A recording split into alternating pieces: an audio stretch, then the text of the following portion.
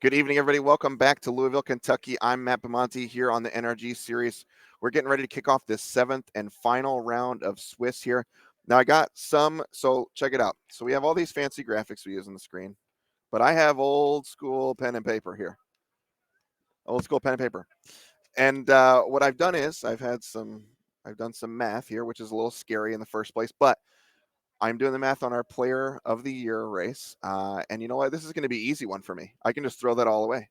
So let's check out the player of the year graphic here. So we'll take a peek at what we were starting to talk about this morning. So Zach Allen. Now I'm going to tell you that those three players were in contention for player of the year. The numbers on the bottom aren't going to match what you're going to see in about 30 seconds here. What I'm going to show you is the 22 leaderboard as it currently stands. All right. So here's this. Okay. So Zach Allen, which we'll see in a minute on the Players to Watch leaderboard, his record is not going to be good enough to surpass Connor on the leaderboard. On the other hand, Jessie Robkin has 161 points. What did she need today? Basically to win the tournament. Okay. Now, if we take that 173 and the 161, we're going to show you the Players to Watch leaderboard. And it's all going to make sense, I promise. It's going to come together just like a nice puzzle. 5-1, Jessie Robkin. 5-1, Connor Mullaly. Now, in a normal tournament, at your 5-1, you're going to the last round. You say, "Oh, this is awesome! I'm paired against someone. I can just shake hands. We're in the top 8." However, we're playing for the Player of the Year here, so we are not going to go ahead and shake hands because, as fate might have it, and I promise, I didn't mess with the pairings at all. Nobody did. These two players are paired against each other. So how about that? So Jessie and Connor are 5-1, playing for not only a top 8 berth into our elimination rounds here, they're also essentially playing for Player of the Year. Now, here's kind of a little bit more depth to that. So if Connor wins, the Player of the Year race is over. It's Connor's. If Jessie wins, she also has to win the whole tournament. No sweat, right? Just has to win this quarterfinals, semifinals, and a finals in order to lock up Player of the Year. So these players kind of have their fate in their own hands, which is amazing. Great storyline, obviously. And we're getting ready to kick it off here. I am going to do some more math. I know it's going to take me a while. I got to get a calculator, maybe an abacus. Norm might have one of those. So we're going to grab some of those things out. I'm going to try and get you the final players who are going to be qualified for our end of the year championship as well. We'll make sure to give you those. I believe it's 5 slots are remaining with the addition of Raj and Derek to today. So we're going to send it down to the 7th and final round. I'm pretty excited about it, and I know Mason and Joe are also. So they're going to get ready to bring you probably one of the better matches in NRG history, one of the biggest one-on-ones of the biggest prize. So take it away, guys. All right, here we go. Yeah, you know what, Mason? I'll let you take it. I can see you on my little screen. I'm losing it, Joe. Yeah. This is so also. You know, we just interviewed Connor last round. Connor and Jessie are 2 of my best friends in the world. I love both these players, and I love high leverage Magic, and I know how much it means. I got a text from Jessie after we interviewed Connor. I have to get paired into Connor next round so I can no-sir the split, so I can knock him out of top 8 to make Player of the Year. It happened, and here we are. This is pinnacle Magic. This is the peak. I have not been more excited since I watched for the Players' Championship back in 2019 with Zach Allen, watching him sweat his last match and breakers going his way. This is the whole year of work right here, right now. We get to watch it, Joe. It's so exciting. All right. Lots on the line here. Hopefully, chat, you've had that sufficiently explained, or you know what? You can just ignore all that and just enjoy high-level Magic here. Jessie Robkin and Connor Mullaly, 2 of the best to do it on the Energies Tour and in the Energy Series or anywhere else. And we'll get things going as soon as Jessie can deal with a sleeve that needs some repair there. But we are about to be underway. Last round of the Swiss of the Pioneer 5K.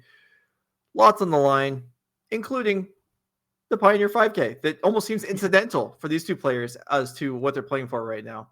It's just like Bamonte said, right, Joe? Normally at this round, you and I play in this tournament. We shake hands. We go get a New Wave burrito. We relax for an hour. We're super happy. We play in the finals, whatever. It is what it is. Normally, every other tournament of the year, Jessie and Connor do that exact same thing. Today, no. I want to win Player of the Year. You do not get to go have a round. You have to beat me. If you're taking it from me, Connor, you have to beat me, is what Jessie is saying, as it does look like we are getting some water here from the players as they get ready for one of the biggest, if not the biggest Magic match of both these players' career so far. Both great up-and-coming players who have just dominated this circuit, making it onto the Pro Tour scene as well in the years to come, and this is their first huge one. So we see Jessie tank here.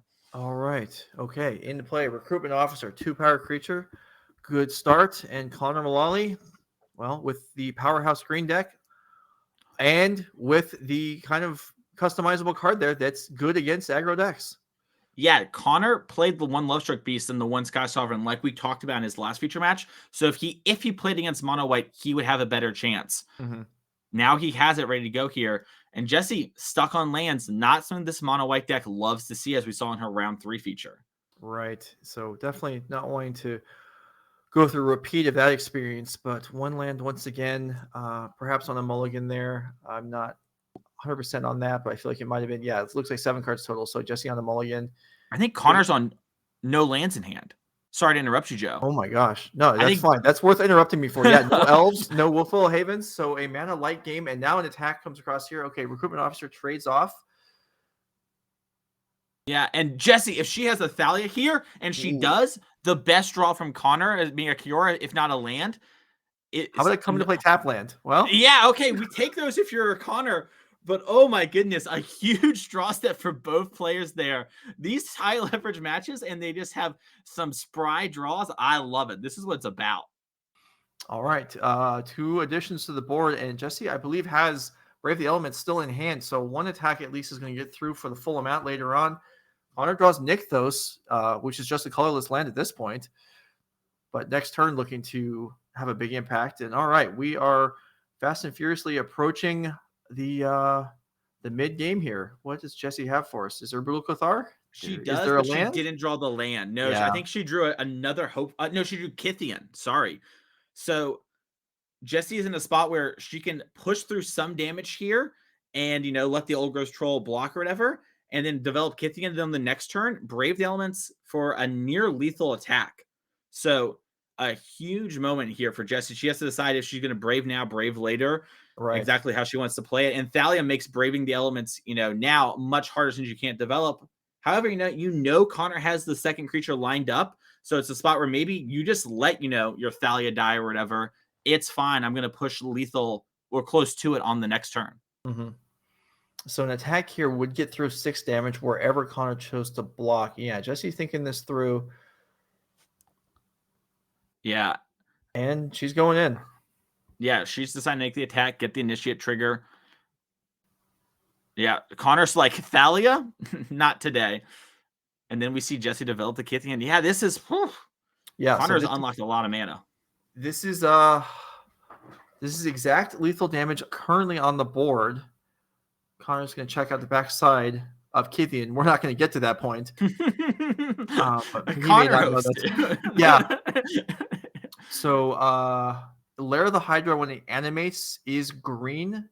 Correct. I think. Okay, so that's off the table as a way to dodge Brave the Elements. Does Connor have Haywire Might in the sideboard? Can he grab that with a Karn maybe? Because that's a colorless blocker. I know some players put that in their sideboard. Connor does have the Haywire Might, in the sideboard. So if Connor plays around Brave the Elements, thanks to Nykthos, he can go play Karn, grab it, play it, and live through Brave the Elements. And when it dies, he gains 2 life, which probably doesn't matter too much, but could be all he needs to win. He does have Karn. He does have Kiora. Looks like we're starting with Kiora. Mm-hmm. Get a little extra mana, get to undo the Nykthos. You're basically up 1 mana from Connor. Tight technical play, something we'd expect for our number 1 player right now, the person looking to lock it up by defeating Jesse Robkin here. Yeah. Lots of big stuff in Connor's hand here. I mean, lots of big stuff that's going to get him killed, and then the littlest might is what he needs to survive here if he's able to piece this together. Think this through. I mean, he's obviously putting a lot of thought into this turn. Yeah. And also Connor, he might not even think about Brave the Element. Like, Connor's really smart. He's going to figure out Brave the Elements as a card he should play around. He also has to figure out, okay, but can I beat Brutal Cathar? Which might be what the point is here. It's like, well, I don't know if I can yeah, you see Connor's hand. He's like, dang it, I am in a bad spot. How is this happening? I thought I had it locked up here. And this is a spot where he has to think through every line. And, these players are playing at a good pace and everything, but these are the turns that make or break it. You see Connor sort of doing some air math talking, trying to figure it out here. And Jesse's just chilling. She's like, hey, whatever. You want to play another thing? I got Brave the Elements. Play another thing. I got Brutal Cathar if I draw a land.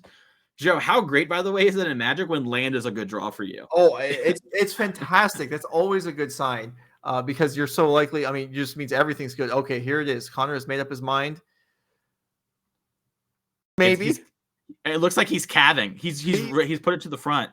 He made his mana. He still hasn't made up his mind. He's decided. Yeah. He just was taking a game action so that we're not exactly stalling here. The arena rope has reset. Yeah.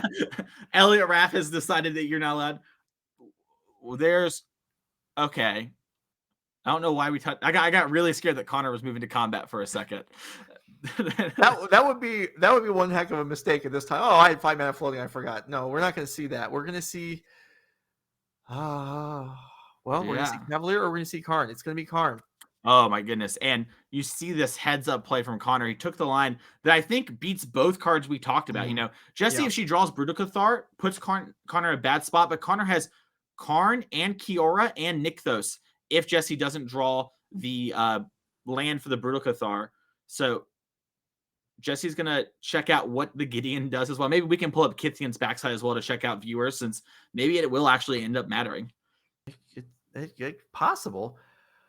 Boy, and then the Thalia dying did enable Connor's turn. If that had still been on the board, if Jessie had played this differently somehow, but again, it made sense what she did. Did seem like a wise line there. And there is the backside, Gideon Battle Forged. Mm-hmm. Yeah, and with this one you can make things have to attack it. It's also just a big body. It's like a growth spell. Jessie picked up Thalia's Lieutenant for the turn. Sort of a good draw, but not exactly what you're looking for here. Might matter if Connor is just able to present, 3 or 4 Cavaliers. Connor, like I mentioned, I believe when the Haywire Might dies, just in general, not even from its own ability, it's a gain 2 life, so it's not nice. So yeah, so that card, I joked about how maybe 3 life is exactly what you need, and with the amount of devotion and pressure from Connor's hand, that could actually just be the case.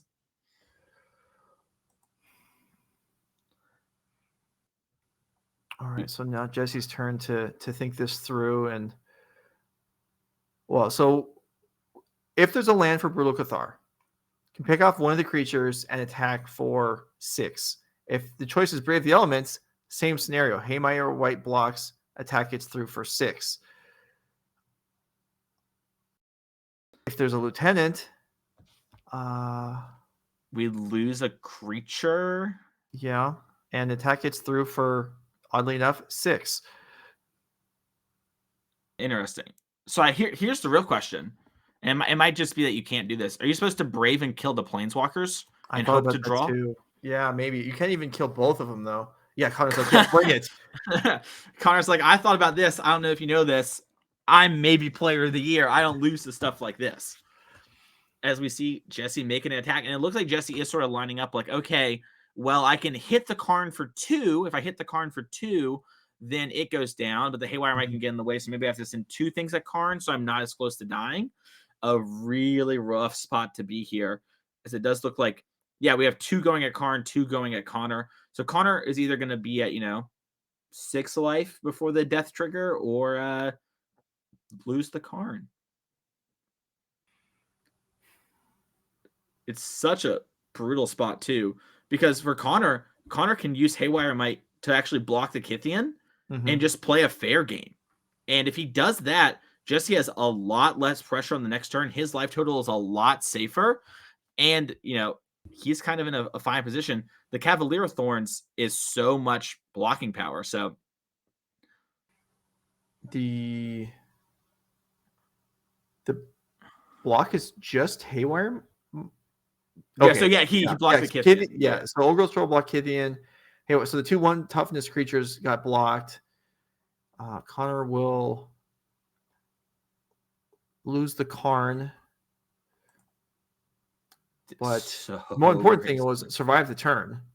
Yeah, and with this Cavalier here, if Connor's able to hit a land off either the draw trigger, which he just did, or the mill trigger, Connor is going to be able to play another Cavalier.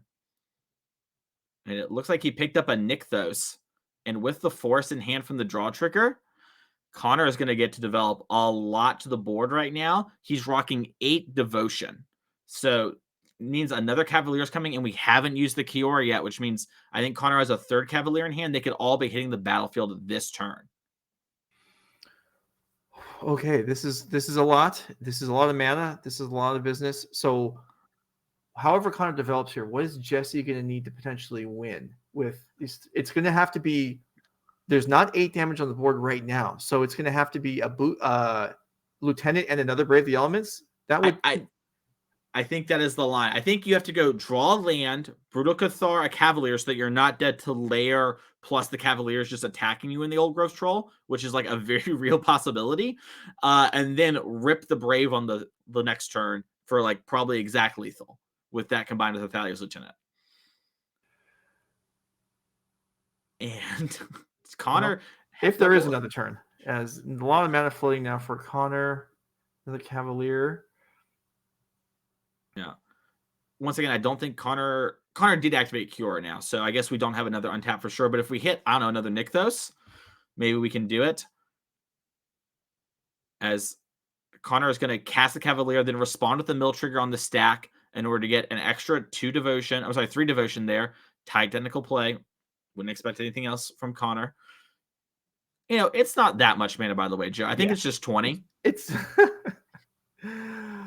Oh, it's a good number. So we got 3 each of Old Growth Troll and Cavalier in play. Yeah, and Connor just hit a Storm the Festival. He's got 20 on the dice. And he's going to show it to Jesse. Jesse, very prolific with this deck as well. He's played Connor in the finals of the Showdown that Connor ended up winning to lock up his spot without even being Player of the Year or being on top of her leaderboard. She knows how it goes. And Joe, that's a crazy end to game 1. Yeah, that was a very compelling game where both players took their time to think things through because there was a lot on the line in the game. Connor finding the only way to beat Brave the Elements, which Jesse did have, to stave things off and then pick up the win to get things started in the match. So, okay, well, we're kind of obligated to bring up the sideboards here, show you what's going on, even though if you've been paying attention all day, you probably know most of the cards here. Jesse Robkin's mono white humans deck. Yeah. She's got a couple cards for this matchup. Skyclave Apparition is a card that I think she's experimented with. She has Maul the Skyclave, something that maybe I tricked her, maybe Sample tricked me. It's hard to know who got her to put that in her sideboard, but these are some cards that she's playing that are pretty decent in the matchup. And then you sometimes see players do things like Portable Hole when they're on the play to make sure an elf doesn't run away with the game. And then sometimes you'll see them cut it on this draw. So Jesse here, you know, it's funny. We can see the players at the table. Jesse showed Connor, I think, Kitheon again, so you could read it. But yeah, no, these are some of the important cards from Jesse's side here. Along with just her main game plan is really good. And we saw, Joe, if she hadn't missed that 3rd land drop on turn 5, she would have had it rolled up. The Old Growth Troll's gone, and we don't have all that devotion to start this craziness. I mean, the 3rd land turn 5 or the 2nd land. Didn't she miss the 2nd land also? So just she did. Yeah, true. Just a little behind. And still almost got it done. All right, let's go ahead and look at Connor's list. Not expecting much sideboarding here. We did see Seascape Leveler make it in previously, but that may have been incidental. Yeah, looking over Connor's list here, the one thing that a lot of players end up doing that I think Connor is a fan of is he has one Asika's Chariot. Some players bring that in over Nico Bolas Dragon God in this matchup. A mana cheaper, and it's like, 3 bodies, so actually pretty good at blocking. Obviously loses to Brave the Elements, but lines up well against Brutal Cathar. So sort of a pretty reasonable line you can take. All right. Well, Jesse has presented. Connor finishing up shuffling. Let's go ahead and go back down the table and see if Connor, 1 game away from being the Player of the Year. Yeah. This is also a thing where he was on the draw that game. That was the game that he's like, I'm on the draw in a bad matchup. I maybe took a mulligan. Maybe that's why he only had 1 land in hand. That would make sense to me as well, given everything that happened. And I believe Jesse was as well. So he's in a much better spot. Win or lose this game. Well, sorry, if he loses this game, he gets to be on the play for his win and in. And that's a great spot to be in the 8 elf deck. Yeah, absolutely. And not only, so much Jesse has a lot more work to do than Connor here. Needs to not only win 2 games in a row, then has to win 3 additional matches. However, the destiny is in her hands. If she's able to win all her matches, there's nothing Connor can do to stop her from taking Player of the Year away from him. 100%. Only she can stop she after Connor gets out of the way.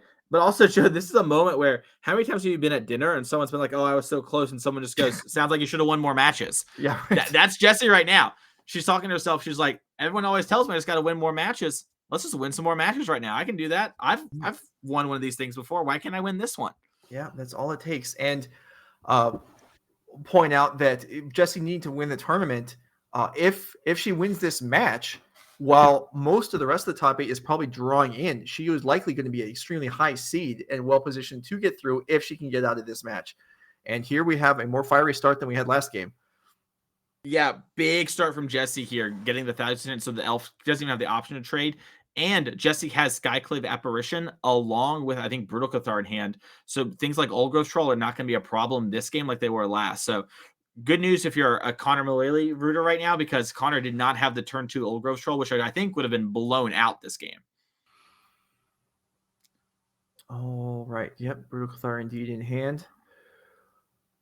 And yeah, so sizable attack coming in here. Ideally, Jessie would do enough damage so that the game can be won next turn. That's asking a fair amount. Perhaps the elf gets picked off by Brutal Cathar, or at least not picked off, but hidden away and attacking for 5, for 4. And okay, you're right. It's attack for 5. I know tensions are high, Joe. We gotta trust yourself, man. You got this. You're a legend of the game. You've been in these spots. I believe in you. And yeah, lies coming out of your mouth left and right, Mason Park. That's okay. Well, we appreciate it. Okay, so the lack of elf really hinders Connor's turn here, as whatever he had planned ends up being almost nothing. I think Connor drew an Asika Chariot for turn and then whiffed obviously there. Jessie has Thalia's Lieutenant. And this is going to, Connor's just like, that's it. No. Okay. Yeah. And that is what Jessie Robkin needed. And that is what being on the play normally looks like. I mean, Joe, I feel like Jessie has had some like unfortunate draws and some mulligans with her round 3 feature match. We had some stuff go on, accidentally had a GRV, had to mulligan forcibly one time. It happens. We haven't seen all day today, even when Harrison played earlier, no mono white player is curved out. That's why you play this deck. If you've been watching these feature matches and you're like, why does everyone play mono white? Why are we doing this? I don't know what's going on. That's why you do it. Yeah, I mean, it seems like, okay, there's the Thalia taxing effect, but yeah, these white decks are actually fast as well. We're going to take a moment while the players are shuffling for game 3, put the player slides up so you can see who we're talking about, who's playing for this. Connor Mullaly. We've talked about, if you're just joining us, the last player to miss a championship spot last year. Made it his goal this year to return and be the MVP. He is 1 game away from doing that. Connor really wants this. And Jessie no slouch either. Yeah, and Jessie Robkin really all year long been powering through both formats, Pioneer and Modern. I've done a lot of work on the Modern Breach deck that's now one of the peak decks of Modern. And here with Mono White having switched off the Arclight deck that I feel like she's been playing for quite a bit of the fall. Instead, this month or this week, positioned here with Mono White and a game away from top 8. 100%. Yeah. And Jessie didn't get to play all our events. Connor played every event this year. Jessie had to miss a few for work and life reasons and still put herself in this position. And you see it here, this NRG series top 8, 6 of them, 5 of those 6 are this year. The 2 wins are this year. She has absolutely come in here and crushed the circuit and been in a great spot. If you want to see more Magic like this, you definitely want to click follow on Twitch here, because we're going to have a lot more exciting Magic coming up too, because these players, this is not the last match we're going to see. This isn't the end of the year for Connor and Jessie. We still have champs, Joe. These players are going to battle it out, ideally there too. And no matter how this goes, there's heat in that game. Not only did they both want to win, but potentially someone took the other one's player of the year. Right. And yeah, this player of the year actually means something to these players. It's not just the glory. There are actual prizes associated with it, but really the glory is probably more important at this point. I mean, this is something that if you're going to see this person at every event next year, you want to be like, oh, congratulations on your victory. Like, no, you're like, hey, remember when I beat you on camera to win player of the year? I do. Yeah. Things like that. You don't want to miss the opportunity to be able to throw those things out. If you're a Jessie and Connor friend, they both like to make poke fun at their friends. Whoever loses, what Joe just said, 1,000% happening and more extremely. Like it's going to be really bad. So you got to win this match for the joke reasons alone. But also, like you mentioned, the money and stuff and everything, that's cool. But I know for both these players, it's about being player of the year and dedicating themselves. They both dedicated so much time and so much effort to the NRG, have both played phenomenally well. I'm so proud and happy for both of them, regardless of what happens here. They are such great players. And this is the sort of thing where it's like, listen, I get I'm good. I get that I've done a lot of things here, but there's something different about being player of the year. I want that. How many times in your life do you get to be something of the year at anything, let alone such a hard and extremely taxing game like Magic? It's just nothing you can do. And both these players want it, and they can both get it here. Game 3 starting very soon. All right. Well, let's see how it's decided. Will Kruger was the player of the year last year. I don't think we had much of a race. He kind of ran away with this, ran away with things. This year is tight. It is close, and it's going to come down to the winner of this game. I know Kruger is a good friend with both of these people too. I would bet any amount of money he is off screen looking over as close as he can right now to see what's happening, because he knows how much it means to both these players as well. And Kruger just a fan of good Magic too, which is what we're going to look up here for game 3. Yeah, and absolutely. And Kruger has time on his hands. I think he got knocked out of the event like 3 hours ago. So yeah, I'm sure he played Lotus Field, Joe. So what could you expect? Hey, he's new to it. Maybe there was some mistakes. I don't know. I mean, that deck pilots itself as far as I can tell. He won a challenge last weekend. I know. He's new to the deck. No, I understand. All right. So handshake here as both players are presenting, and we are drawing up our opening hands. Whoever your rooting interest is, if you're enjoying the content, hit the follow button, and we'll see who is going to be the player of the year. Joe, who are you picking to win right now? We have to pick sides. I know it's harder for me. I'll do it too. Who are you picking to win? I'll tell you. I saw in chat one of the viewers said that Jesse's food preference on the hot take items actually was preferable to Connor's, so they're rooting for Jesse. So, whatever criteria you can go with, it works. I mean, I don't know. I would kind of like to see. I want to see the drama continue on. I mean, if Connor wins, the player of the race is over. If Jesse wins, the player of the race continues on through the top 8. So I cannot agree more. I want Jesse to win. And then I want Jesse to just steamroll the semis and the quarters, just like not close. The opponent has good draws. She plays perfectly. And we get to the finals and we have a grindy finals. And that's what I want more than anything. So I love both of them, but I got to pick Jesse because we got to keep the storyline going. All right. I would never wish ill on Connor, but maybe a mulligan to 5 here for the story, for the narrative. Imagine, Joe. 5. I mean, the Green Devotion deck, we've been over this. It can win on 5. If you're going to talk like that, ask for a mull to 2. Come on. All right, you know what? I want Connor to keep a bad 5, and he could have gone to 4. Have it eat him up inside for the next couple hours, and then figure it out in the finals. That's what I want. You know what, Joe? You're gonna put me in this spot. I'm in the spot. Jesse reminding Connor, 6 cards, friend. Don't draw more. Don't keep more. I mean, Jesse's like, I've had experience with this today. Yeah, we'll use this die to help remind ourselves how many cards are to be seen here. All right, so an elf in hand, a Nykthos in hand. That is probably what Connor's hoping to see in an opening hand. I didn't see the forest at first, and I was like, dang, Connor has no lands. But when you see a portable hole, so, Connor, he does have some lands. He has Oath to find some. Drew a Boseiju here, has a Nykthos. So got plenty of stuff here. Looks like Connor's hand on the multi-6 is land, Storm, Oath, and I believe has land as the only things possible off the Oath. So looks like we're going to take the Lair of the Hydra. This is sort of what happened in game 2 in some ways, except Jesse was on the play pressuring. So if she has like a double 1-drop start here into a Thalia's Lieutenant, this could be backbreaking. Okay. It is Lieutenant. So ready to grow, and Old Growth Troll comes into hand for Connor, and that's nice. Although, can we cast it? Well, I think we have a Boseiju, but I think Connor maybe doesn't want to play into Brutal Cathar this turn. And so looks like, and I think Jesse has it too. Win or lose, Connor's going to look back, and you should be proud, man, of your play this game. You played really well around the cards and making good bet spots here. As Jesse picks up the crucial 3rd land, like we've seen so far in this tournament. This is an aggro deck, but it's an aggro deck that wants its land drops and needs it to sort of pressure the board and get on there. Not something you might see from a mono red deck here, as Jesse double 1-drops, grows this Thalia's Lieutenant, and now needs to decide, okay, am I going to spend time fighting over this Kiora, or am I going to kill Connor? This is the big choke point. Kiora being 7 loyalty is so much, Joe. It is. It's so much. And I feel like I mean, the number of games where you actually attack down Kiora over multiple turns. I mean, if you're attacking it all at once in the air or against no blockers like here, if you can kill it, sure. But if you can't, I don't know. It's awfully tempting to just go towards the face and try and, okay, well, Jesse knows better than I with more experience in the matchup and most matchups for that matter, and attacks Kiora down. So lowers loyalty down to 4. Huh. That means another attack has to be incoming, though, to justify the first one. It does. It's also a situation where, Jesse maybe will put it down to 1 or something like that, but she might just be trying to get it so that if, she can use a Brutal Cathar to actually get somewhere.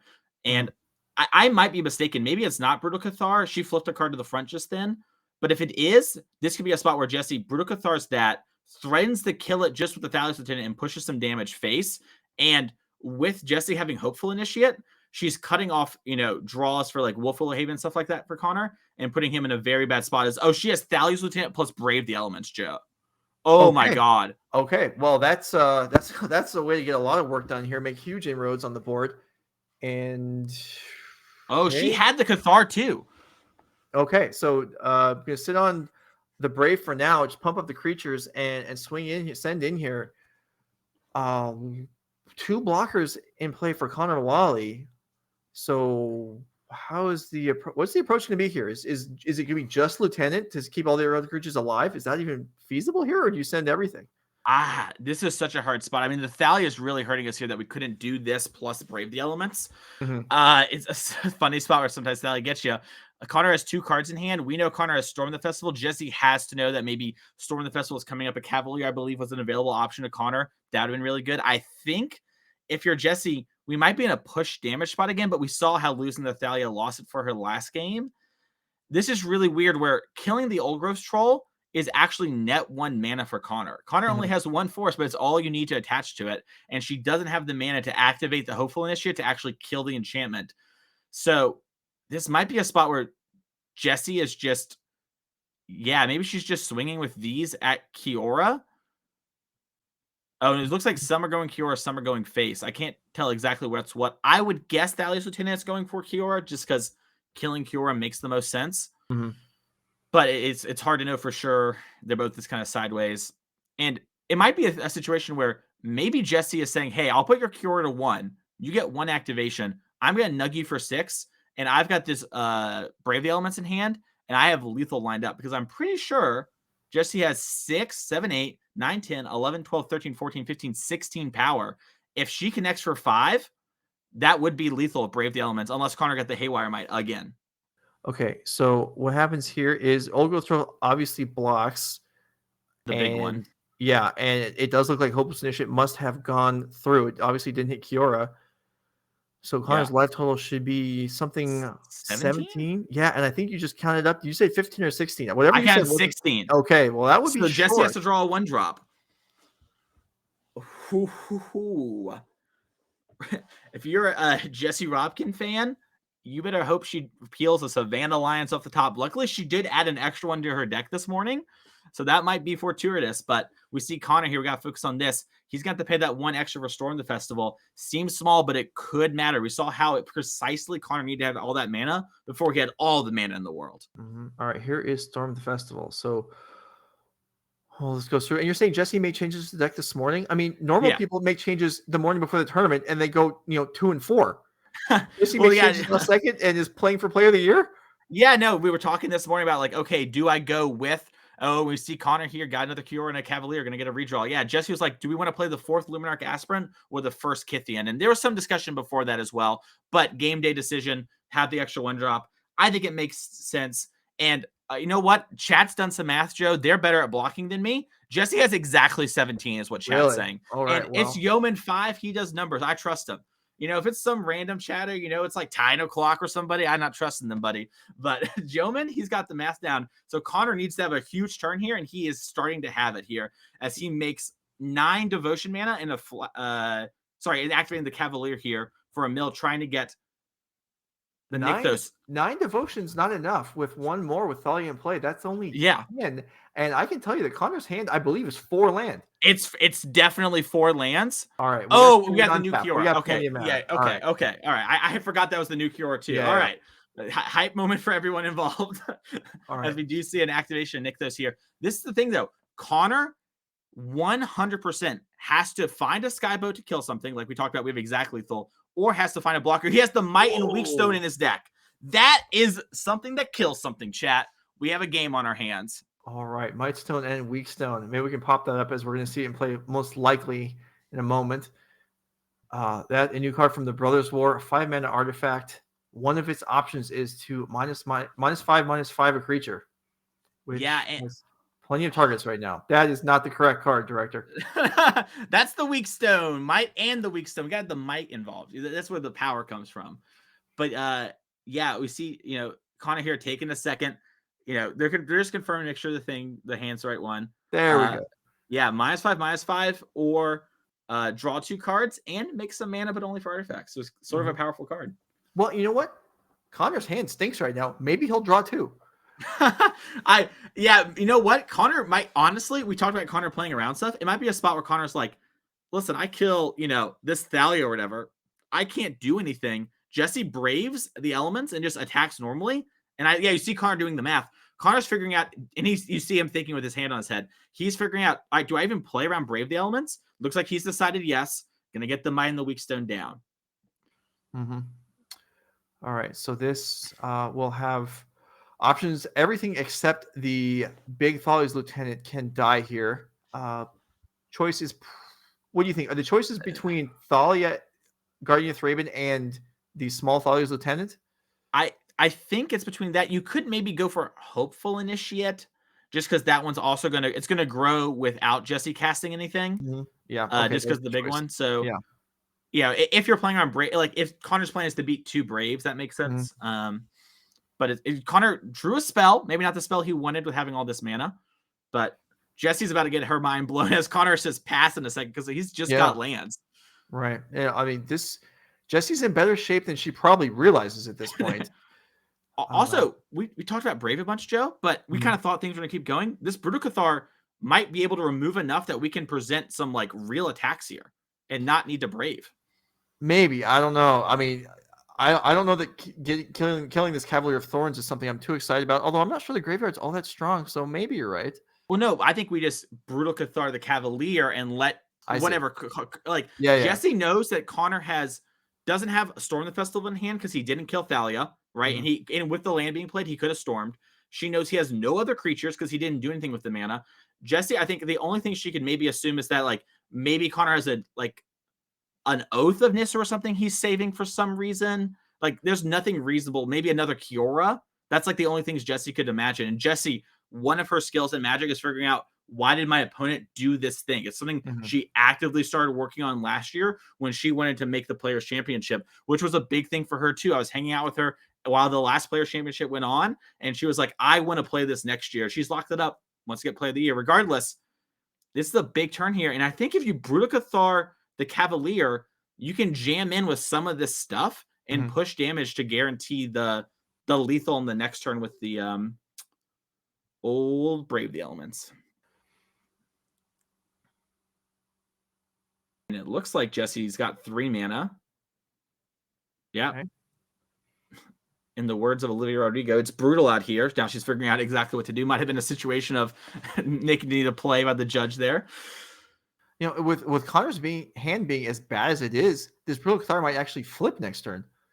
Yeah. Ready to attack for more damage. Well, no, it's less because it's not white, Joe. It's red for Brave the Elements. Right. Connor might actually, if Connor just draws a Llanowar Elf, it's in his best interest not to use it. Sure. Now, Connor also has the Old Grove's Troll redraw in play, as we see with the land. That is another problem with making this attack, is that we give Connor put the Troll on a token and then Kiora draws a card trigger. That is something that can end up mattering. Looks like we're trying to figure out Jesse looking at the heavens, thinking, what's the line? I know it's not Llanowar Elf. This is such what a crazy match, by the way, Joe, for a crazy outcome. Yes, indeed. The match is living up to the stakes.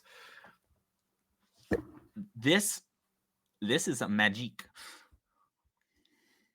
And it looks like Jesse has decided. Looks like she's pointing to Cavalier to me. but she touched the old growth troll. No, she's looking at troll. Yeah, Yeah. troll is a choice. Interesting. Yeah, I guess like you mentioned, the graveyard just has another Cavalier and an Oath. So Jesse's valuing that situation. So if Jesse doesn't attack and just braves the elements right now, we have 2, 4, 6, and then we have 7, 8, 9, 10, 11, 18 damage currently. But this involves brave the elements, working with the Brutal Cathar, like we mentioned already, because if it becomes the Moonrage Brute on the backside, it will not get protection. So, all right, so here comes the attack. And it looks like Jesse's just slamming for 7. Yeah, final answer, slam for 7. Oh, no, it looks everything. Okay, Nope, never mind. Yeah, okay. Makes sense. Yeah, so this will... So we know the Thalia's Lieutenant will survive. So there should be a lethal attack next turn, regardless of how Connor blocks, assuming all the damage is coming through and not going at Kiora. Yeah. Oh, well, yeah, I was going to say, I forgot about Kiora for a second. Maybe Jesse's sending the big one there, although I can't imagine. Oh, so it looks like 2 at face, 2 at Kiora. Okay. So yeah, Jesse's doing the same play as last time. Like, hey, I'm going to chip shot Connor. Like, you got 2 cards, those brave the elements over there. But checking it out here, and yeah, it looks like so Jesse is presenting exact lethal on the Kiora. So you're going to have to block with at least your elf, which would make sense as a Nykthos. You know, that's a little bit more mana than a Llanowar Elf. The math checks out on that one. And then looks like, yeah, Connor's going to say, I'll take 2 to the face, block your, Thalia, most likely to unlock another mana in case I draw Storm the Festival. And Connor now down to a point where even if Moonrage Brute comes out, Brave the Elements is lethal. Now, we do know Connor can get Karn into Haywire Might like we saw before. But notably, if Jesse drew a land, she has the Initiate to remove counters and get off there. So we're going to have to see what Connor here is doing. Is there... I don't know how much mana Connor has available here. There's only Brutal Cathar as a blocker.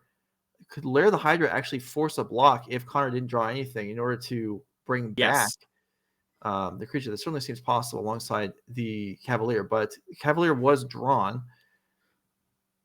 So that means Connor will see a new card off the top. I believe you drew an Old Ghost Troll. Okay. Hit a forest. Standing there. Oh, no. Oh, it was an elf. Sorry. Okay. Yeah. All right. But you're right, by the way, Joe. That Lair of the Hydra, I'm pretty sure with Nykthos activation now is dangerously close to lethal on its own. I don't think it is lethal, but it's dangerously close. All right. So the Brutal Cathar now, okay, we know is not going to flip over. It's not going to be night next turn. So we can throw that out. So if the Brutal Cathar has to block, how much damage does Jesse have left?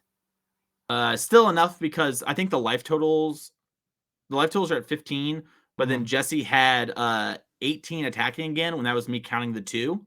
And then the Hopeful Initiate is going to get actually another additional counter. Right. So Jesse should have 16. Connor is activating the sacrifice of land that has the Old Growth Troll on it to draw a card as a last-ditch effort.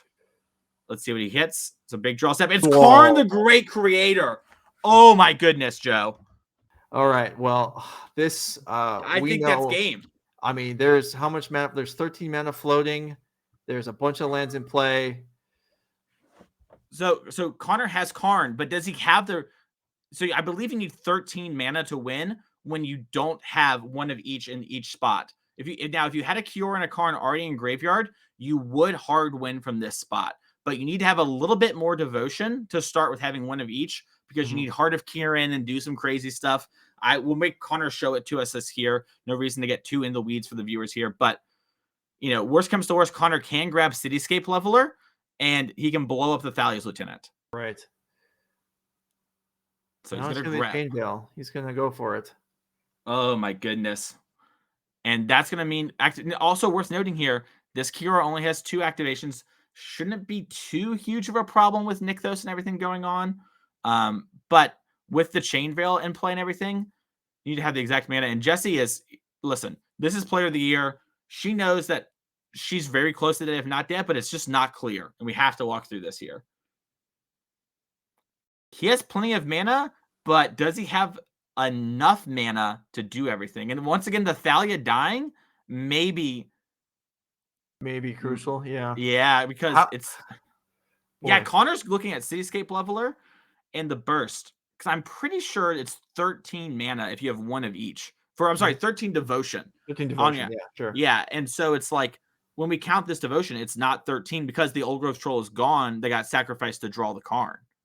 How often is someone attempting to combo off and their untapped lands is identical to their hand? I don't know why Connor's hand still face up on the table. It is throwing me off too. I get that he's just like, listen, this is what happens here. And I think Connor also thought I won the game. Mm-hmm. And I think Connor also knows that I'm probably dead if nothing happens here. This is just really, really tight. If Connor had milled another Karn, another Kiora, this would not be tight. But yeah, you see Connor here have to blow up the Thalia's Lieutenant from Cityscape Leveler. Gonna give Jessie a Power Stone for her trouble because he can't actually win the game from this position. He does not have the necessary tools. And Connor picks up Lovestruck Beast, which will give him this Cityscape Leveler already colorless. Lovestruck Beast, a white and a green blocker, and a redraw. Oh. And this is why the Mono Green deck has been public enemy number 1 for the entirety of this RCQ season.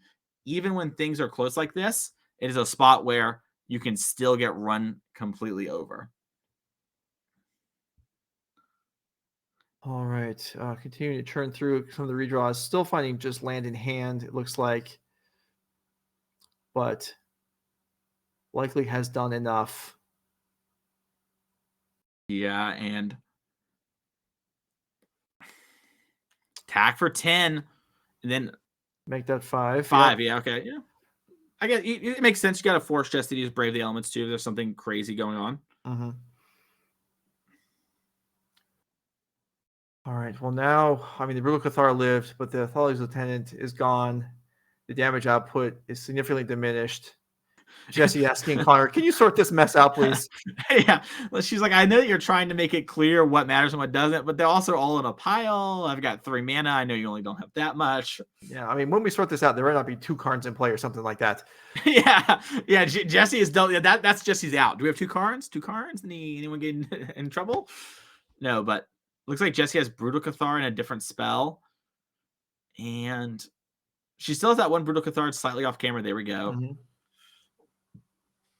Yeah, I remember we talked about how Brutal Cathar might just flip on the next turn. Yeah, it didn't happen. Didn't happen. I mean, it may flip this. Jesse passes. It's going to flip this turn. Yeah, I wonder.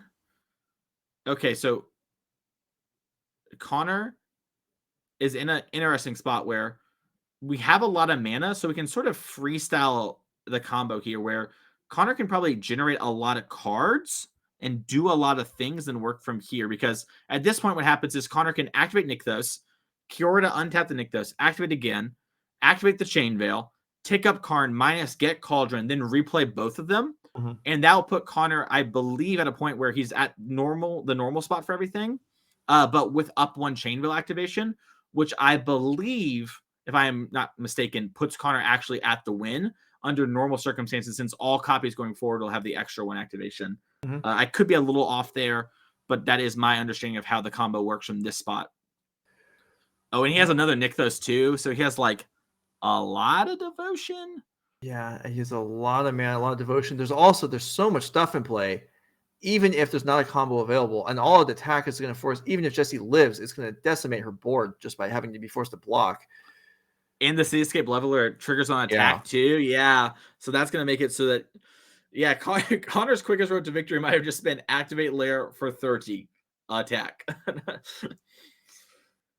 Oh, my goodness. There is Chain Veil activate plus, and then second activate Wish. Karn goes to the graveyard, restorative burst to hand. Yeah. We see Connor here, putting them here, just making sure, once again, because it isn't 100% clear that it's lethal. Connor gaining 4 life does make things a lot harder for Jesse, even if he doesn't kill and somehow misses attacking. probably something we wouldn't expect from Connor here, but we do see Connor starting to be like, okay, I get to make those again. Looks like they have so many dice for mana, it's off screen. I'm going to assume Connor has enough to do what he wants to do. And eventually when it hits the infinite number, we will know as a group. So she definitely knows what is up, and she will not make Connor play it out once it is cleared as infinite. Jesse, I promise, will not make us do that. But we do need to make sure it's infinite before she's going to scoop. Okay, so the point we're at now, there's a Chain Veil activation again. I think, or is this correcting the loyalty? I'm not sure. I'm not 1,000% sure. Yeah. It's really hard in paper. Oh, Jesse has something. Oh, she's activating the Hopeful Initiate to kill the Chain Veil to try and stop Connor when he untapped the Chain Veil with a Kiora activation. After the Karn left play, after the wish. Wow. Yeah, that was nice. Good play for Jesse. I didn't catch that at all. I'll be honest, I had sort of resigned that Jesse was going to go. Connor still gets to grab Skyboat if he wants. He still has all this mana. Escape Lover is still going to kill something, but what a great moment. And that's why Jesse's in this spot, Joe. She sees stuff like that, and like those sort of thing totally wins games, especially if these creatures, had summoning sickness. So all right. Yeah, Sky Sovereign knocks out Thalia's lieutenant. Here is an attack, and that will do it. And Jesse Robkin, despite her best efforts, does fall here. And Connor Mullaly, his quest is complete. He is the NRG 2022 MVP. Yeah. Player of the year. Congratulations. Wow. And impressive effort. And he earned it. I mean, that was not an easy match. That was, in fact, probably about as knockout, drag out as it gets. But Connor Mullaly emerges victorious and will pick up the accolades of being player of the year this year. Congratulations to him. Mason, that was quite a show. It was. And Joe, you're talking like it's the finals. It feels like it. We still have top 8 to cover. cover. Well, I know. Yeah, I know. It's like, what a show. We were starting to wrap up. We're going to thank the place for having us. No, we still have 3 more rounds. And for Connor is a man, says no splits. I want hardware. So you're going to expect to see a lot more Connor in the top 8 of this tournament. He wants a trophy too. He's not satisfied just being player of the year. Connor wants to show the world, I am good at Magic. We have a backup match. I don't think we're going to talk to Connor right now. I'm going to be honest. He's probably overjoyed juvenilely. We'll try and get him in later if we can. Let's see if we can get the backup match going, though. Wow. All right. Well, yeah, if you're in chat hanging out, thanks for being here. We are not done. We've got Nathan Kainst versus Ben McKinnon-Duggins, also playing for a spot in the top 8. Mono Green Devotion versus Rakdos Tempo. And yes, Rakdos Tempo. This is a bit of an unusual deck list. This is not the black red mid-range that you might be used to seeing. Yeah. It is. It is. I'm looking over right now. It's a very unique deck list. It's kind of sick. I'm trying to think of words and how to describe it. Yeah, no, I was looking at it before the round started, which at this point, a lot has happened between now and then. But yeah, there's some unusual stuff in here. Jaxis, Mishra. Yeah, I mean, tribute to Hirobi. I don't think we see that too often. Pyre of Heroes. Yeah, all kinds of nonsense. And we have Witches Ovens and no Cauldron Familiars as far as I could tell. So yeah, all kind of a departure here from what we're used to seeing. And there's tribute to Hirobi. And we should probably start putting stuff on the screen as there's going to be people watching that don't know what these cards are. Yeah, we have got it. I know tribute. I think tribute word actually is like make a rat, transform, you control all rats. Right. Yeah. Yeah. So director, if we can get that up on the screen, tribute to Hirobi. But yeah, you can see the rat token in play for Nathan there momentarily. And generally the pattern is try and get it killed because your opponent's going to steal it back from you eventually. Yeah. And looks like we found a Kiora here. Not much else to do this turn, but we got this rat thanks to Hirobi. Is that the name of it? Yeah, so we have this mono green deck attacking with a black token and a white token. Common stuff. You know what? Honestly, for this mono green deck, that's just actually expected. All right, Fable the Mirror Breaker, we know that one. And then Nathan Case with the mono green devotion deck. I mean, this is a deck we're familiar with. We just watched it in the hands of Connor Mullaly. Mm-hmm. Maybe a slightly different version, but same idea, same, the spirit, like we talked about in Connor's feature match 2 rounds ago with the black version. Typically, you're just putting small percentage points in different camps, and it's rough. just like how do you pick the right deck for each weekend? It's so hard to know the exact small changes. And that's why you see these players have all these different things, because we're trying to optimize now for like the 0.01% last stuff in mono green. Mm-hmm. Looks like Nathan taking a little think. We saw Nathan earlier today in the tournament as well.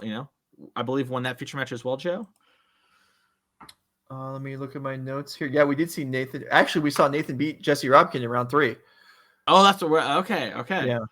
So that one was earlier on. Jesse having some trouble mulligans and such that game, and getting stuck on one land on these mulligan hands didn't work out too well. But Nathan obviously proving his mettle here at 5-1 and looking to advance the top 8 as well. Presumably these players a little bit lower on the tiebreaker spectrum, as they are having to play out the last round, unable to draw in. Or maybe one of them is just like, you know what? I don't care if we can draw. I'm going for number 1 seed. Yeah, honestly, yeah. And you know what, too, with all this going on, Jesse and Connor, like Jesse forcing Karn to play it out, that changes stuff. People who normally are playing for like, yeah, I'm going to be 9th or whatever. No. You are playing for top 8 now. So big difference here, as we do see, I believe it was like a deadly dispute. So this was the I didn't see the other dispute. This was the Fable Rummage, and the pitch. Sorry, Yeah. I just saw draw 2. My bad. Yeah, Right. I got lost in the sauce. I'll keep it a buck. Witch's Oven and the Dragon Engine. Is it? I know there's multiple Dragon Engines. I believe that's Mishra's Dragon Engine. Yeah, I believe that's Ramos. Well, it turns into Ramos, but yeah, it's Mishra first. Dang. This deck is really cool, Joe. Yeah, no, there's all kinds of stuff going on here. We'll get you the deck list in between games here, but we can just tell you some cards that you don't often see.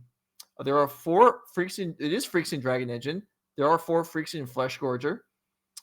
There's Jax's. Yeah, you went over this before, but there's Jax's Troublemaker. There's all kinds of stuff. Jax's is the gives haste, doesn't it? Is that the? I believe it gives blitz to cards. Blitz, which is haste. Yeah, sure. Okay. Yeah.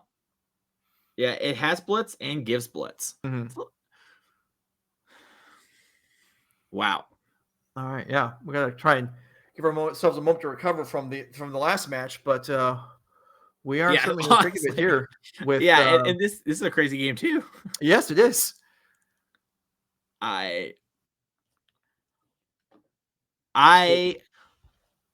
Is there any sort of combo, by the way, in this tempo deck? That's what I've been trying to think over. So I keep like cutting myself off because I keep thinking there's a combo, and there's not really like some sort of in the game combo, right, Joe? I'm not missing anything. I mean, there's Witch's Oven and Pyro of Heroes to sacrifice your creatures, and there's Undying Malice and Feign Death to recur them. Oh, and we have the prototype card. Okay. Yeah. I see it now.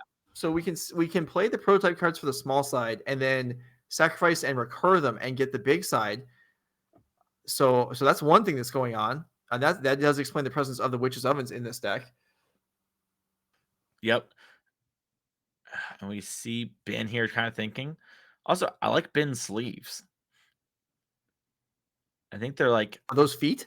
I think there's a feet. I've seen people do this with their kids like on a plate before. So I wonder if this is like Ben's kid's footprint. Well, that...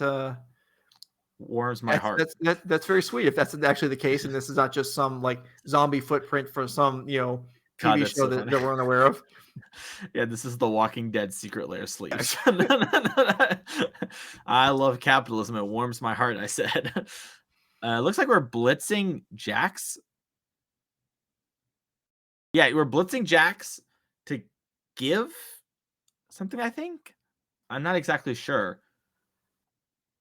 All right, let's bring up Jax's if we can. Oh, okay. Yeah. All right. We can't bring a card up right now. But, okay. All right. Well, I'll just go through the text. Yeah, you want to read that off to everyone? Yeah. So Jax is the Troublemaker, which is exactly what he's doing for us right now. 4 minutes to 3. Discard a card. Create a token as a copy of another creature you control. It gets haste. When a creature dies, draw a card. And then it sacrifices at the end of the turn. So I believe that was Jax just making a copy of Reflection of Kiki Jiki. I think that's what we saw, which can then copy something else. Mm-hmm. And then how does it work with the Saga creature and copying it with Kiki Jiki? Would there be a rat made, or would it be the backside? Oh, you know what? It's probably legendary, so it doesn't matter. Kiki Jiki can't copy legendary stuff. Yeah, correct. It cannot. But we are okay. So there's a Witch's Oven here. Boy, there's a lot going on here. So Witch's Oven just sacrificed the Jax or the Reflection copy, I think. Yeah, and it looks like we made the food. Okay. The Blitz and the Jax. So when you blitz a creature, you draw a card. Nuka Penned Limited enjoyers know that well.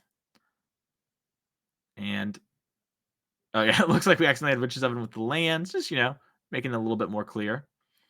All right, and the turn is over. We'll try and do a better job of keeping up with Ben's next turn. But it's really hard to have to read all the cards for the first time. So we do have a Phyrexian Flesh Gorger with a die of 3 on it. So I assume that one is prototyped up at the top of the screen. Yeah, I believe we're activating a Nykthos here for Nathan's turn. It looks like we have a devotion of 9 with the Wolfwillow Haven. So we're leading off here. Not untapping our thing yet. Or maybe we did and was shortcutted. Looks like we hit another Old Growth Troll, another Kiora. So I believe you have to draw 2 weirdly because of how the state-based stuff works. Right. So that's going to give Nathan a couple cards extra. Nathan's like, yeah, you're doing a lot of fancy stuff over there. I don't know what the cards are either, but I'm playing Green Devotion. I'm just going to do my thing and hope you die. Yeah, honestly, yeah. And for Nathan too, he's seen Witch's Oven and stuff like that. So it might just be a spot where he's like, yeah, I need Karn the Great Creator because like that will stop this. I don't know. I would assume this is Rakdos Sacrifice up until I saw Jaxus, I just been like, oh, it's like teched out Sacrifice. That makes sense. That deck's good. Right. All right. So what you saw there was Nathan used a devotion from Kiora to untap Nykthos, then realized he was supposed to draw 2 cards from the Storm of the Festival coming into play triggers. Ben was apparently okay with that, so Nathan did pick up the 2 cards. So it just was a little out of order there, but that's what all was going on. Yeah, it's good to see it from these players. It's really easy to have this stuff overwhelm and sort of be like, yeah, we've done it, but like I announced it, but didn't do the physical action. Right. It may have. So Joe, I think there he's back. Joe cut out for us there a second. We're gonna try and fix his mic.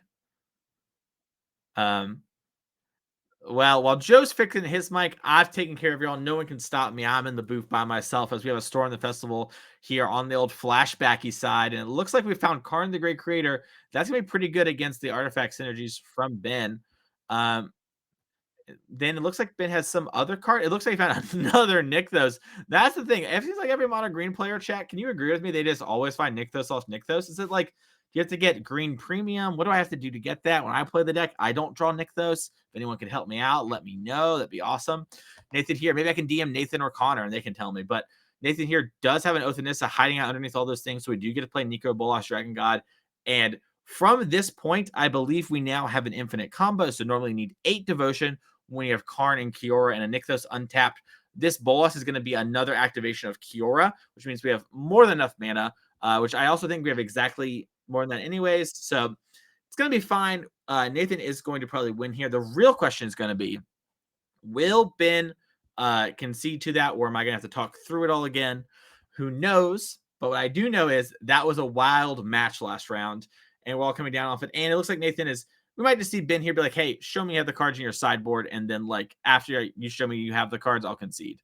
And it looks like I can hear Joe again. I don't know if chat can. Awesome. All right. So good to have Joe. While you were gone, we just won the game. Nothing too big.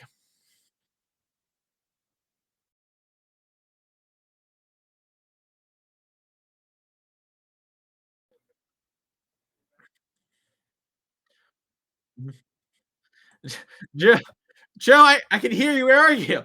Joe, are you here? Give me a sign. It's like a Ouija board situation. I know you're there.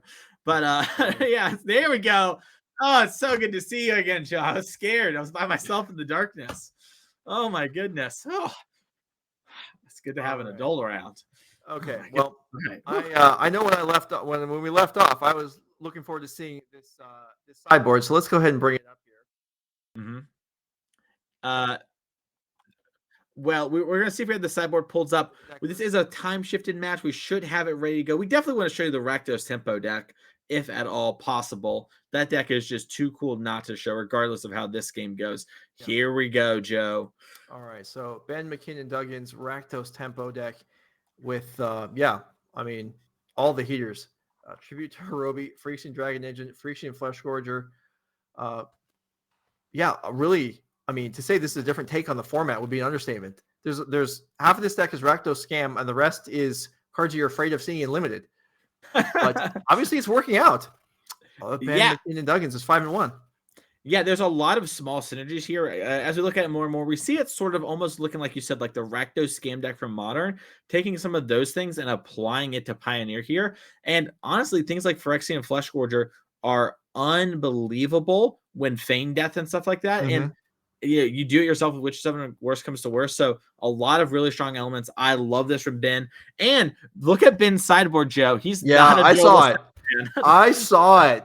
Ben is not messing around. 4 Damping Spheres, 3 Go Blanks, and also Up Nicholas is also strong against Lotus, so he is well prepared for me. All right, and mono green. So post game, we might see what we got going on. Yeah. All right, so let's go ahead and look at Nathan Kent's version of mono green. We see Nicol Bolas, and then what were the other signature cards here? Do we have Lovestruck Beast? Yes, we do. Okay. Yeah, we just got Lovestruck. Got, calling it a day there. Once again, I think it's really reasonable to have Lovestruck Beast. It's such a low fail rate card. It's not as strong as something like we saw Vraska or Teferi from earlier in our tournament. But Lovestruck Beast, like, it just blocks well and it cantrips off your Kiora. Let's get into the game, though, while I'm talking about this. But yeah, Lovestruck Beast, just like pretty reasonable all around. It's fairly so. Oh, Ben's got the Damping Sphere. So we have the Nykthos hate card. All right. So that does show off Nykthos. It's not going to disrupt Nathan from just developing slowly and playing a normal game. But again, playing a normal game is not what Green wants to be doing. That is 100% true. As Ben has another Damping Sphere. You have 4 of your cards, you're going to find it. Yeah, I guess. And so Nathan will have to deal with that. Wolfwillow Haven will function correctly under Damping Sphere, correct? Yes, Wolfwillow Haven triggers off the land tapping and is not giving the land the ability. I believe Old Growth Troll does not work the way you want it to. Okay. So here's a Fable for Ben. So if there is an extra Damping Sphere in the hand, this can remove it. Are you?